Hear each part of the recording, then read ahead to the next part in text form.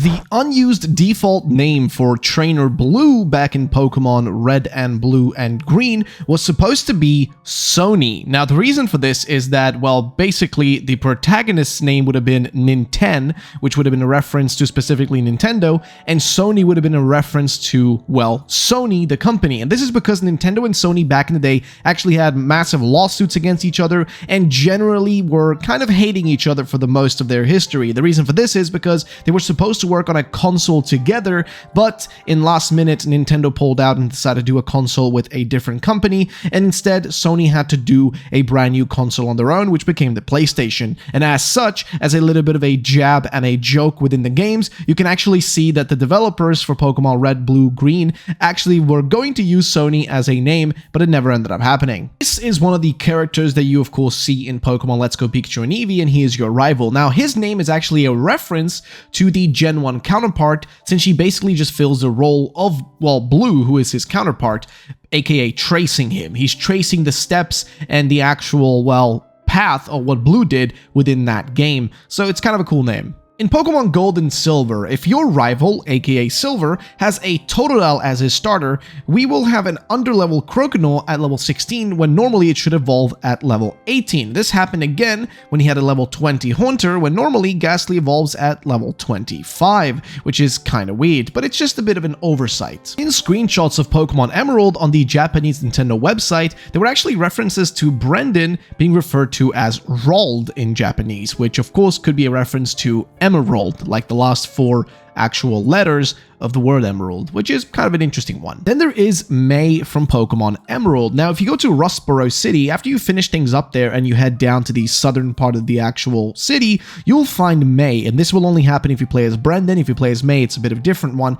but either way, if you're playing as Brendan and you run into her, you have an optional battle. If you actually picked a Torchic, she will have a Torkoal on her team, which Brendan doesn't use when you battle him if you're playing as May. Instead, he uses a Slugma, which he keeps on using throughout the rest of the game in random battles. However, May doesn't use that Torkoal ever again. You only see that one time in that one battle, and that's it. Now, Wally is the final rival, you could say, of Pokemon Emerald, Ruby, and Sapphire, as well as Oras. But the thing about him is that during the catching tutorial, one of the craziest things that could happen is that the Pokemon which he's trying to catch, which of course is Ralts, one of his pinnacle, most iconic Pokemon of Wally, could be a shiny, which is a 1 in 8,192 chance. However, there's also a even lower chance of it being knocked out, which would require a lot of good things to happen, like Zigzagoon having good IVs, nature, etc. That would be a 1 in 8,574 chance, which is pretty much not likely to happen because the Zigzagoon would need to have really good IVs, nature, and everything set on it ahead of time. Barry is of course the hot-headed rival from the Sinnoh region, but an interesting thing about him is that he has an orange pocket, the little watch that the characters in the games wear. However, an old lady in Ouroboros City states that blue and pink are the only colors that have been produced for the Pocket Company, which is really weird. And if you look in Pokemon Masters, a game for the mobile, he will actually still be wearing an orange one, which is again quite strange because it shouldn't exist unless he modified it himself to fit his style and color. One of the craziest things about Sharon, one of the, I guess, rivals as well as gym leaders from the Black and White games, is the fact that if you as the player manage to defeat Bianca in her first battle or your first battle against her without taking any damage, Sharon will actually make a note of how the player was able to win without taking any damage. However, the scenario here is highly unlikely to actually ever occur. It's very low chance that this would ever happen, so the dialogue here is almost impossible to actually trigger. Unless you do some mumbo jumbo with the game, it's almost impossible. Bianca was actually the first rival who chooses the starter Pokemon with a type disadvantage to the player's starter Pokemon. And this actually kind of takes place within the Adventures manga as well, where she and Sharon break the pattern that the game's basically set, as in instead of her having the starter that would be weaker to the player character, in this case it would be Black, she instead had the starter that is stronger to his, whereas in the games it's the opposite. So basically they shifted where one went the other way. So it's kind of a crazy one, but an interesting one nonetheless. Hugh is another one of the actual rivals, specifically from Black and White 2. And here's the thing, in the challenge mode of the game, which is a special mode once you've completed the full game, it's actually possible for his team to level down, which is kind of crazy. Basically, his starter, one of the elemental monkeys he uses, and an Unfezant being level 45, 43, and 43 respectively when battled in Undella Town.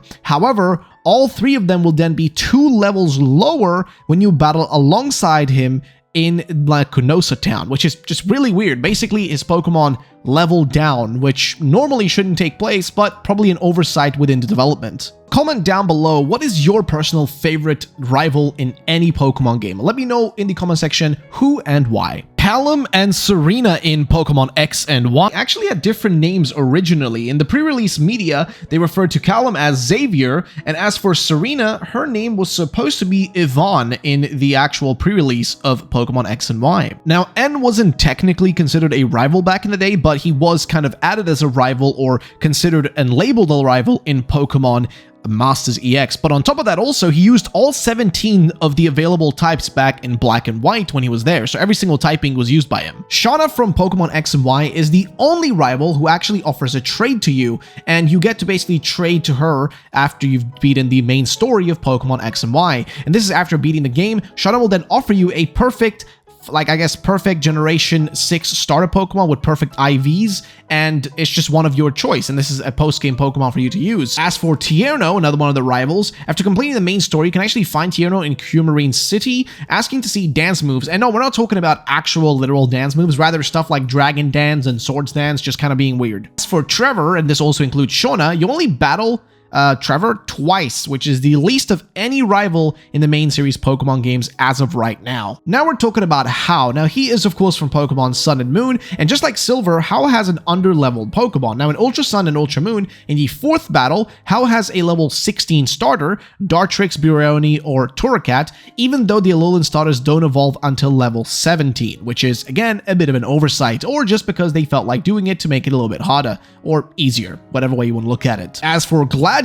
you actually have him also in the Alola region, in specifically only in Ultra Sun and Ultra Moon. If you, the player, picks Litten as your starter Pokemon, Gladion's Lucario will be level 55 during the battle at Mount Lanakila, while it having only been level 53 if it had been Rowlet or Popplio that was chosen. So if you chose Litten, it would actually be a higher level than it would if it was Rowlet or Popplio as your starter choice. Next, we're going to specifically Galar, where we have Hop. Now, Hop's uniform number is 189, and if you guys didn't know, all the different uniforms you see specifically in the region are actually connected to genuine words, right? Which basically is that you can read these like numbers in Japanese as Gorowase for Hiyaku, which means basically leaping, as in hopping. So Hop's name is literally just hopping around, skipping around. And same thing goes for Bead. Bead's uniform number is 908, which can be read in Japanese as Gorowase for Kureba, meaning clever, which of course would make sense given the kind of Pokemon he uses, and also the fact that he's non-stop scheming and stuff. And since we're on the topic of the uniform numbers of all of them, let's go through the rest of them too. Marnie is another one of the rivals, which has 960 on her uniform, which can be read as specifically meaning hardship, or Kuro meaning black, which also fits her style and the type of Pokemon she uses, which are, dark types, which are more usually, black colored. As for the next one though, Clara's uniform number is 881, which in Japanese reads out to Yabai, meaning dangerous, which of course, if you know Clara, you would know that, well, she is dangerous in the game. As for Avery, another one of the rivals, his uniform number is 026, which can be read in Japanese as Otsumu, meaning brain, which also makes sense, again, given the type of Pokemon he uses and how he behaves, which is, well, more like in a, I guess, brainiac type of way. I mean, he does have a massive hat as well, so you would assume he has a giant brain underneath that. And since we only talked about, the actual shirt names and secrets about specifically the Galar trainers, another bonus fact here that we want to include is the fact that all the Galar rivals, except of Hop, actually counter each other. So this is how it basically is. Beatty's Fairy type counters Mari's Dark type.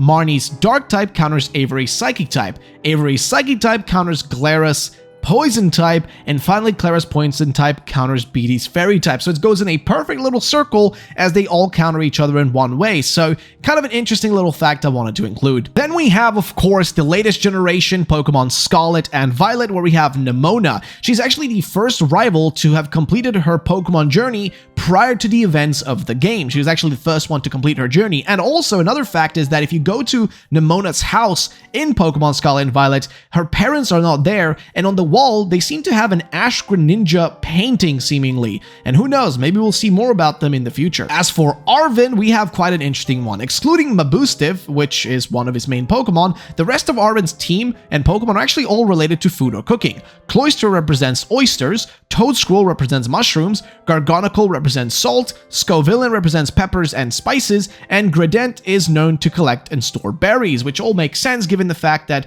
well, your whole journey with Arven is going around trying to find the Herba Mystica to make sandwiches to help out Mabustif, so it kind of fits with the theme of him. As for Penny, she actually has a lot of stuff. In her dorm room at the academy, you get a short little cutscene that shows multiple references to different Pokemon species and also real-world products, including the Nintendo consoles. So here we go. Basically, one, there is a shelf filled with magazines, 3 of which have cover pictures that have the Game Boy, the Nintendo GameCube, and what appears to be a Nintendo DS Lite cover on it. The other one is it contains multiple empty instances of food packages, including cup noodles, energy drink cans, as well as cereal boxes. There's also a manga volume on a wardrobe depicting a superhero that bears a resemblance to Magikarp seemingly, and a framed photo of the Team Star logo can be seen actually above Penny's desk. There's also just a ton of little facts about her. Kieran and Carmen are the 2 rivals you'll be dealing with in the Hidden Treasure of Area Zero Part 1 and Part 2 DLC. The thing about them is, well, we have a little bit of information about them. One of them is that Carmen's dyed portion of her hair actually represents Pokemon Scarlet, given that it's got a bit more of that scarlet color to it, whereas Kieran has a little bit of purple in his hair, which of course represents Pokemon Violet, which makes total sense given the coloring. So yeah, both of them kind of have a little bit of each of those in their design.